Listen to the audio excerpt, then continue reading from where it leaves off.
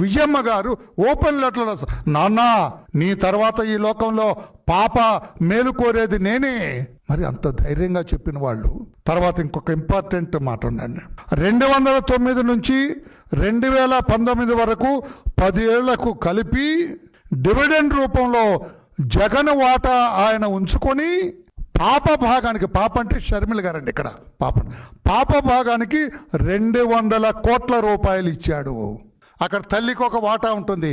ఆ అన్ని 2 వాటాలు ఆయన ఉంచుకొని చెల్లికి 200 కోట్లు పాప భాగానికి ఇచ్చారు. అంటే పాప భాగం 40% అయితే 60% ఆయనదన్న. ఈరోజు నేను ప్రెస్కి వస్తూ ఒక ఆడిటర్తో మాట్లాడా. 10 ఏళ్లలో ఒక డివిడెండ్ 200 కోట్ల రూపాయలు ఒక వాటాకు వస్తే, ముగ్గురులో ఒకరికి వాటా వస్తే మిగతా 4గురికి ఆ లాభం ఎంత వస్తుంటుంటుంది తమ్ముడు అని అడిగా. లాభం మీద ఇచ్చేది డివిడెండ్. లాభాల మీద వచ్చిన డివిడెండే 200 కోట్ల రూపాయలు ఈమె భాగమే.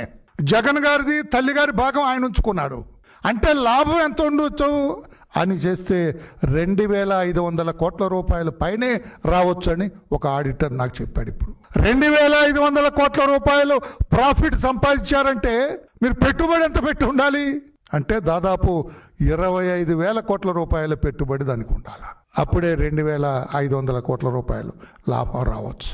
నేను అడుగుతున్నా ఈ రోజున జగన్మోహన్ రెడ్డి గారు, అంత ఆస్తి 2009కి ముందు మీకు ఎక్కడిది?